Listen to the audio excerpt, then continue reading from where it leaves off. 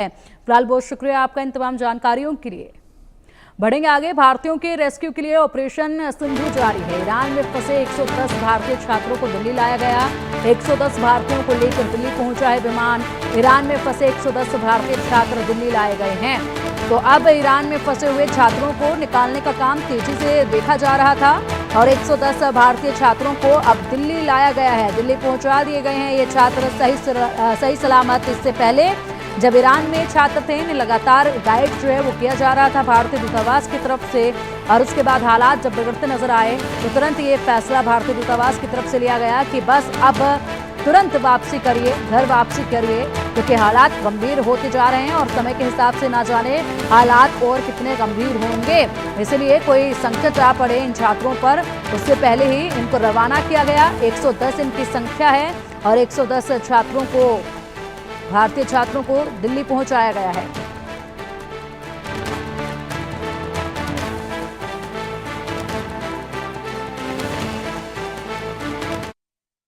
तो आपका नाम बताइए और आप कहां से आ रहे हैं?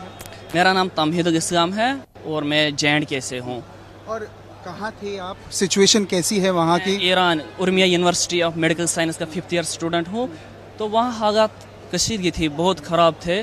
तो हमें गवर्नमेंट ऑफ इंडिया ने फास्ट ट्रैक बेसिस पे इवैक्यूएट किया। इंडियन एम्बेसी ने इंडियन एम्बेसी ने बहुत एक इम्पोर्टेंट रोल अदा किया। 24/7 नंबर्स रखे, एक डेडिकेटेड फ्लाइट रखा। उस पे उनका रोल कितना इम्पोर्टेंट है ये सिचुएशन में? बहुत इम्पोर्टेंट है। अपने घर भी जाने वाले हैं जम्मू कश्मीर, तो वो जो फीलिंग है कि आप अपने फैमिली से मिलेंगे, क्योंकि फोन में जितना ही बात होता था पर एक फिजिकल इंटरेक्शन बहुत इंपॉर्टेंट है। बहुत बड़ी खुशी है और घर वाले भी खुश होंगे, हम भी खुश होंगे, पूरा देश खुश होगा कि हमारे बच्चे सही सलामत वापस आए। कैसा सिचुएशन है और इंडियन एम्बेसी को कितने तरह से धन्यवाद देना चाहिए? इंडियन एम्बेसी का जितना शुक्रिया करें उतना, क्योंकि जिस तरह से उन्होंने काम किया है इतनी जल्दी, इतनी क्विक। हम उर्मिया में रह रहे थे, जो कि बॉर्डर है उसका टर्की के साथ, वेस्ट अजरबैजान के साथ। तो वहाँ पे भी हालात ख़राब हो रहे हैं। मोस्टली ज़्यादा तेहरान में हालात ख़राब है और जैसे शिराज, तब्रेज़ और उर्मिया, मतलब सब जगह ही अब हालत ख़राब हो रहे हैं, ज़्यादा बढ़े जा रहे हैं। जी हमने देखी, लेकिन ड्रोन्स जैसे पास के एरिया में थे, 1-2 किलोमीटर के रेंज में, किसी बच्चे ने ड्रोन वहाँ पे गिरते हुए देखा, कोई वहाँ पे इंजर्ड भी हुआ।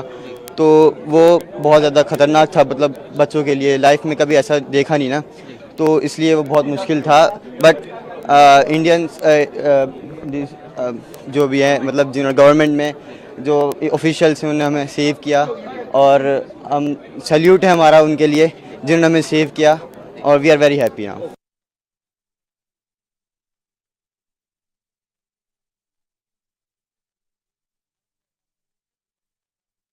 बहुत खुशी हो रही है। We are very happy, we are back to our country.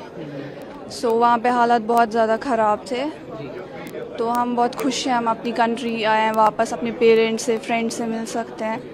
So that's all. जी हमने मिसाइल्स को देखा जो इज़राइल से लॉन्च हो रही थी, तो वो देखा हमने इंटरसेप्ट करते हुए। ईरान का डिफेंस सिस्टम उनको इंटरसेप्ट कर रहा था and that was very terrifying for us to see that all happening there.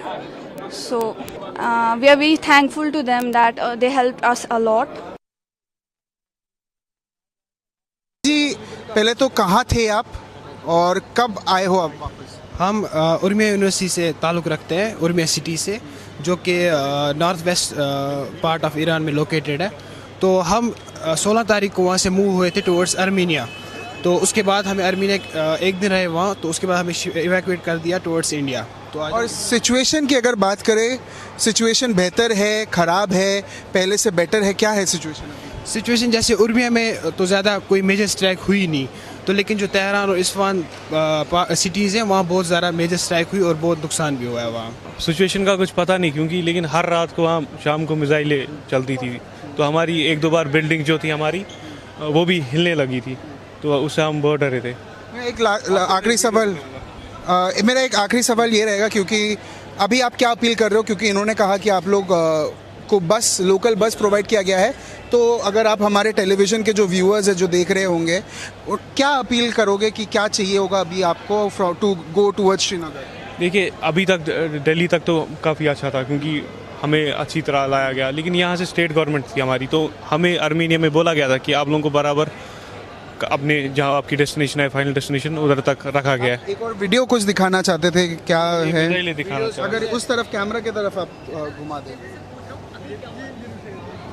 ये मिसाइल होती थी रात को, हर रात को। तो ये आपके लोकेशन के पास था? जी, हमारे डॉम के बाहर था। अच्छा, तो उस समय जब आप लोग ने देखा ऐसा कुछ, ये दृश्य देखा, ये ड्रोन्स देखा, उस समय आपके मन में क्या चल रहा था? Were you scared, were you confident that no I will make it home? क्या क्या चल रहा था मेंटली, क्या चल रहा था? पहले तो जब पहले दिन हुआ तो हमें लगा शायद, क्योंकि उस दिन वहाँ पे कुछ उनका फेस्टिवल भी था, तो हमें लगा शायद पटाखे। लेकिन फिर जब ये कंटिन्यू 2 दिन 3 दिन हुआ और फिर न्यूज़ में भी देखा, तो फिर हम थोड़ा पैनिक हुए और डरने लगे। सिचुएशन कैसी है ईरान में? आप वहाँ से आए हैं, आपने फर्स्ट हैंड देखा है, सिचुएशन बेहतर है, खराब है, बेहतर होने वाली है, क्या लग रहा है? देखिए, सबसे पहले तो ये बात है कि इससे पहले भी इजराइल और ईरान का कुछ छोटा मोटा कन्फ्लिक्ट रहा है, तो ऐसी चीज़ें हो रही थी। कभी ईरान कुछ कर रहा था, कभी इजराइल कुछ कर रहा था, लेकिन वो 1-2 दिन में सेटल हो जाता था। इस बार भी हम इसी ऑप्टिमिज्म के साथ चल रहे थे कि ये जो है 1-2 दिन में सेटल हो जाएगा, तो फिर सारा काम चलता रहेगा। लेकिन इस बार ऐसा नहीं हुआ। हमने नोटिस किया कि दिन बर दिन हालात ख़राब ही हो रहे हैं, और अभी तक जहाँ तक हमने एसेस किया सिचुएशन को ईरान में रह के, हमें नहीं लग रहा है कि it's going to be better soon. Indian government या इंडियन एम्बेसी का कितना इंपॉर्टेंट रोल रहा होगा? उन्होंने 24/7 इमरजेंसी हेल्पलाइन नंबर्स दिए, 2 डेडिकेटेड फ्लाइट्स भी दिया, तो उनका रोल कितना इंपॉर्टेंट रहा? The thing is, Indian embassy was excellent how they carried out this job. They took us out of the city as a precautionary measure, and we are very thankful for that. अब देखिए, 4 दिन से हम travel कर रहे हैं। 4 दिन में से हमारी पहले 12 घंटे की फ़्लाइट थी। कतर से आए हम, पहले हमें अर्मीनिया से कतर थी तकरीबन 8 घंटे की फ़्लाइट। फिर उसके बाद कतर से हमें दिल्ली थी 4 घंटे की फ़्लाइट, हो गई 12 घंटे। उससे पहले हम ईरान से निकलने के टाइम तकरीबन हम 16-17 घंटे बस में ट्रैवल।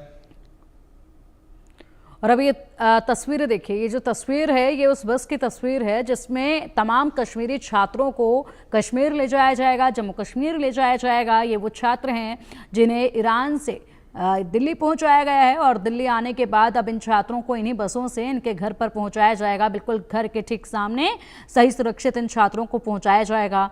और यहाँ पर इंतज़ार करते ये छात्र हैं जो आप देख पा रहे हैं, और ये बसें हैं जो अब महज कुछ वक्त बाद इन छात्रों को लेकर रवाना होगी, और इसी के साथ इन छात्रों को जम्मू कश्मीर पहुँचाया जाएगा।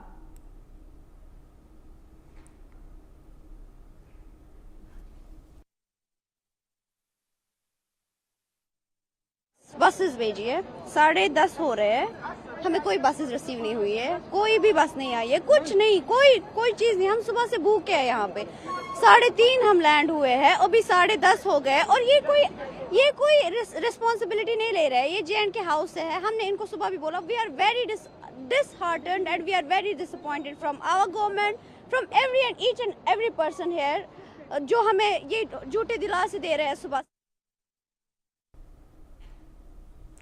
और चलिए अब रुकेंगे एक छोटे से ब्रेक के लिए, जल्द हाजिर होते हैं कुछ और बड़ी खबरों के साथ। आप देखते रहिए इंडिया न्यूज़।